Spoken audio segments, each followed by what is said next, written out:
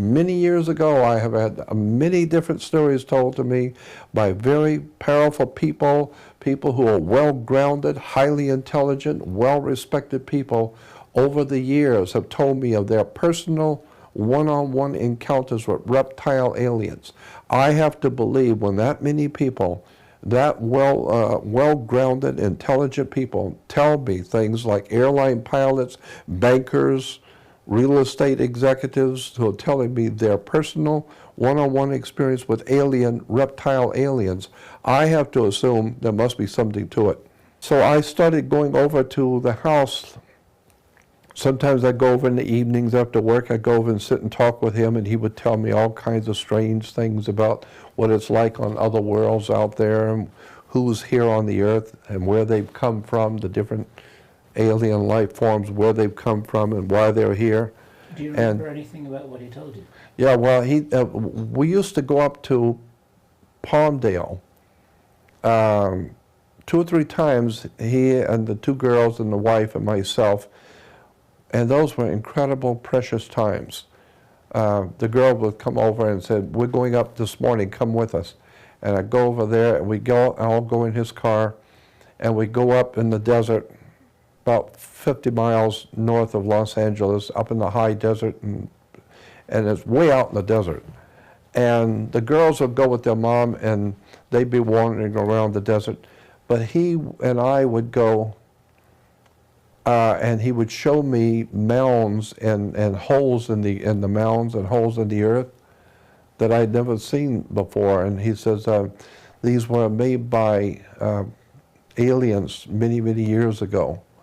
And he said, "I want to show you," and we went to some mines also. He knew where these different mines were. And but he was telling me that there are certain places under the earth that these particular aliens live, where they stay, and it's under the earth. And he said, "I'll show you a couple of the places, but you don't want to go in them. It's their property, not yours." So, and they look at it very jealously as their property. So don't mess with their property. Don't go in. They didn't ask you to come in.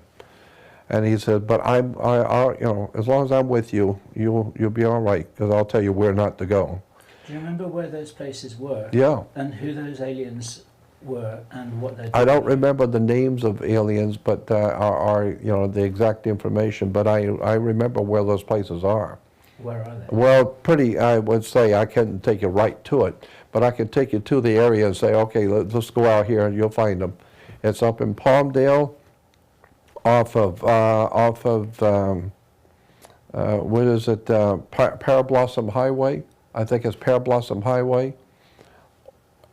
And it's off of Parablossom Highway, but I'd have to get out there, and I would know it when I see it, even though it's changed a lot out there. But I remember about a year or so ago, I was driving from Vegas, coming back through, and I remember this area, and I slowed down and stopped, and I remember this dirt road. So it's still there. It still hasn't been built up and built over. And what's the story, as best you remember, of what these aliens are doing in that area? Do you remember anything about what he told you? Not really. He was, I think basically what I got from it, what I remembered from it, was that there were different ones here, and that there are good ones and bad ones. And he said that even some of the good ones here, he said, but we have enemies. They have come here, and we have other business out there with them. And since we're here, they came here. And so we have enemies here. Not human enemies. We got serious enemies here. But we've got a standoff. We're powerful and they are too, but we got kind of like a standoff. But we have enemies, and we are their enemy. And he was telling me about the reptile aliens. That was back in 1959. And what did he tell you about that? I don't remember specifically, but I just remember him talking about reptile aliens, and I really didn't comprehend what he was talking about exactly. It was such a strange concept to me, reptile aliens, at 1959. I don't even know what he's talking about. I was doing a radio show. I was being interviewed on the Lou Epton show in Las Vegas many years ago, quite a few years. I was thinking maybe 89. I think it was 89 or 88. So we're talking quite a few years ago. And Lou Epton at that time, dear, dear friend, Lou Epton, I love him dearly. He was a very, very wonderful man.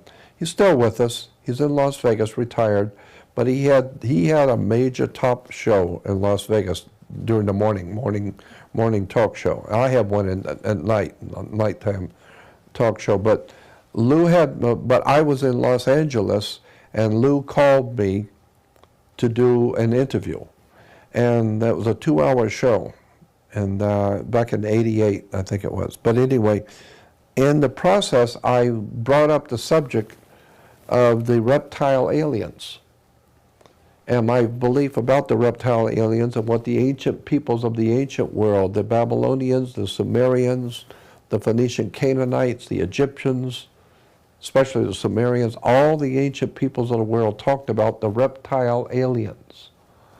And so I just brought that up in passing, that I think that there are reptile aliens here. I've heard too many stories, and then I told some of the stories that I had heard. Well, after the program, I got a phone call from a guy who later on I found out is an extremely wealthy businessman in Las Vegas. He buys and sells hotels and commercial properties in Vegas, and he was the biggest there. And he said to me, he said, Jordan, we listened to Lou Epton. We loved Lou Epton. So in the office in the mornings, we listened to Lou Epton on the show. And he says, but this morning, when you came on, we got so interested in listening to you that everybody just kind of quit work for a little bit and was listening to you. And he says, and when you mentioned the reptile aliens, it shocked us.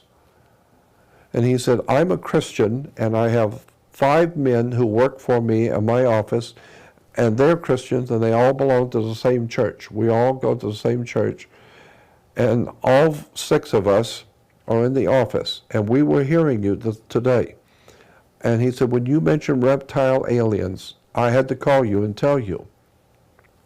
We're Christians, but every year we go somewhere in the world on vacation, and my company pays for everything. And he said, so I take, and all 6 families go together on a vacation somewhere. And he says, and last year, now this was like in '88, so he's talking about '87. And he said, last year we decided to go camping for a couple of weeks in Colorado. And he says, we were up in the mountains, and we broke camp one morning, and we walked up to the top of this mountain. We were almost there anyway at camp, and then the next morning when we broke camp, we walked up to the top of the mountain to look over the lay of the land.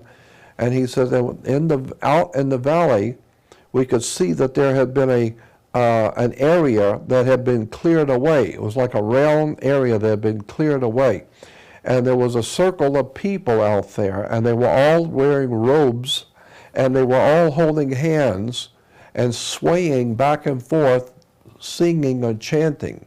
You could barely hear them. But he said, but it was very quiet where we were. We could see that there was some kind of a ritual dancing or swaying back and forth in a circle. They were all holding hands. And there was obviously somebody in the middle, like a priest or something in the middle. And he said, this is out in the middle of nowhere. That these people are here with this thing that they're doing. And he said, we're up here in the mountains looking down on them. And he said, while we were standing there looking at them, all of a sudden, a second figure popped up out of nowhere. But it was bigger than the man that was in the middle. It's in the middle too, but it's much bigger. And it pointed up at us. And he said, and all the singing stopped, everybody stopped and pointed. And he said, we knew we'd been had. And he says, We didn't know what was going on, but whatever it was, it just popped in out of nowhere, pointed up at us, and everybody is now pointing at us. And he said, so we figured we better just get out of here. He said, when we turned around, it was standing behind us. That thing which was down there was already behind us. That's how quick it moved. He said, when we turned around to run, there was a reptile alien standing behind us. He said this thing was at least 7 to 7.5 foot, to maybe 8 foot tall, had a reptile man's head, but it was a reptile head. It was very muscular, looked like a human body on the ordinary of a human body, but a reptile body, extremely muscular. And he said, and it was looking at us, and he said, it cast some kind of a spell on us so that the children and the women, no one could move. We were like frozen. And he said, and even nobody could say anything, nobody could cry, nobody could run, nobody could do anything. And he said we were staring at it, and it was looking at us, but it had control over us. It had locked us so that we couldn't move, we couldn't scream, we couldn't do anything. And he said, and this thing was gazing at all of us, looking at the children, looking at the women. He said, this reptile alien, and he says, we're just Christians in a church, but we saw a reptile alien. This thing was not of this world.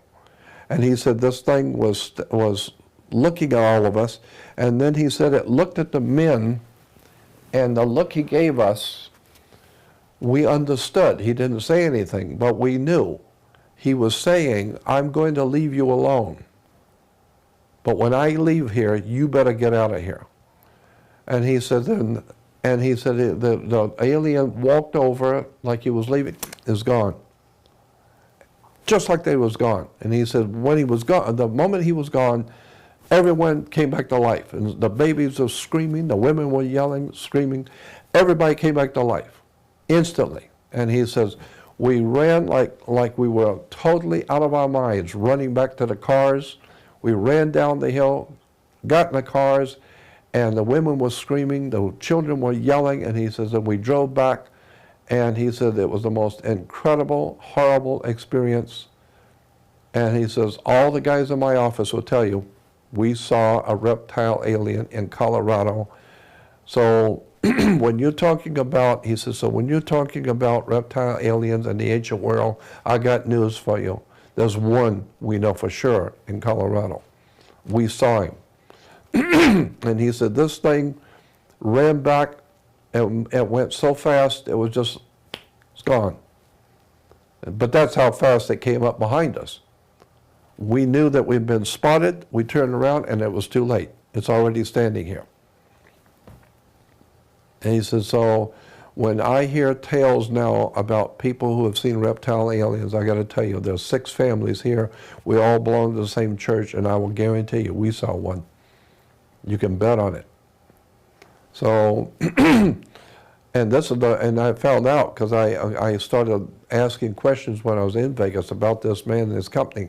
And yes, he's a very wealthy man and a very, very big company, well known in Las Vegas for buying and selling the hotels and big properties. And he said, yeah, I'm just telling you what happened to us.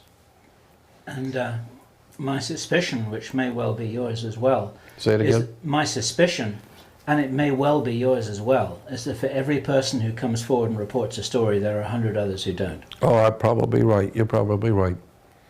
Maybe 1,000 others who don't, because who's going to come forward publicly and say a story like that? Not many. Yeah. And one of the reasons, of course, why I want to encourage you to, why I have been supporting you in coming forward to tell the stories, not only to support David Icke, but it's to support other people who have had these experiences, because I suspect that they are fairly widespread and nobody wants to talk about it. Well, you're right. That's my guess. Did you ever talk to Dr. Roger Lear about his case up in Bakersfield? I don't believe so. I know Roger Lear. Yeah. and he's a very good man. I don't think I know about the Bakersfield incident. Tell me about it. Well, I'm just trying to remember the story basically. If he were here, he would give you the real dope on it. But I'm just remembering the basic story is that there was a guy up in Bakersfield who is a fire investigator. He's a fireman investigator for the fire department. And he has been having reptile aliens coming into his bedroom. Him and his wife have had reptile aliens, he says, were coming into his bedroom. They didn't harm him, but he said, he was telling Dr. Lear, because he called Roger Lear, because Roger is noted for his work with aliens and Implants. and implants. And so Roger went up to see him, and this guy's with the fire department as an investigator, arson investigator for the fire department.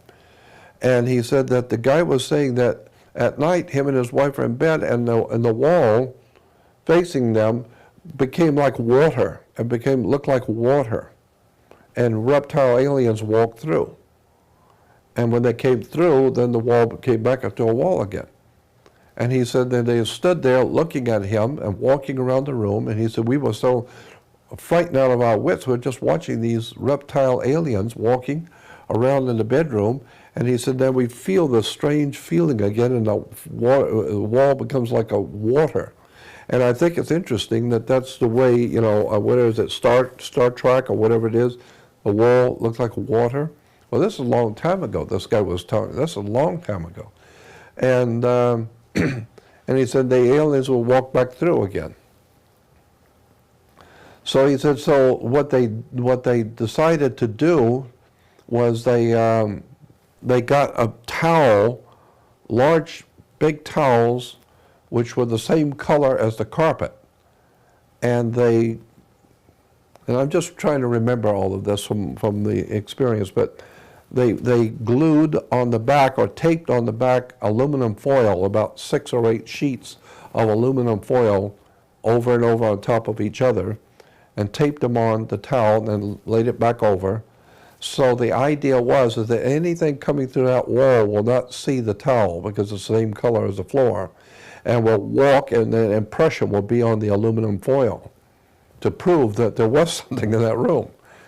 And he said, and sure enough, these things come back. On a few days later, they came back and walked through and walked around and looked at him and her in the bed, and then walked back over and walked back through the wall again. And he said, I've got them. They stepped on the carpet, on the towel. And he said, yeah, and they pick it up, and you could see the imprint of the foot, the 3, I think he said there was like 3 fingers on the foot. And yet there was a piece of the nail was caught in the carpet. And they took that piece of nail and they called Dr. Lear and showed it to him. And they've had that little piece of a nail sent to, I don't know, Los Alamos or one of those big research laboratories, government research labs. And they said that this was, it was still alive. It was still living. It was a living tissue, and it was still alive. And that it was seemed to be growing. When they got it, as opposed to where it was now, it's grown in length, so it seems to be growing, even though it's not connected to the body. It's still growing. And so that's just one more story about a reptile aliens. Did they get any analysis of what this... was this in the days of DNA tests when they could... Well, test this yeah, you know what? He was just telling me this off the cuff, you know, and he didn't go into much, because I guess we were talking about reptile aliens. He said, well, you know, I'm just having some investigation of something's going on right now up in Bakersfield. But they did get a footprint on the aluminum foil to show that there was something came through the wall, whatever it was. So these are, yeah, you're just confirming that these Yeah. aren't apparitions. They're yeah, physical. these apparitions actually have weight, They have weight. Yeah, they have weight. Because They're very physical. they came through the wall, and their imprint is on the aluminum foil. Yeah, and they have some kind of interdimensional capability. Exactly. They have interdimensional capabilities that come through and walk back into.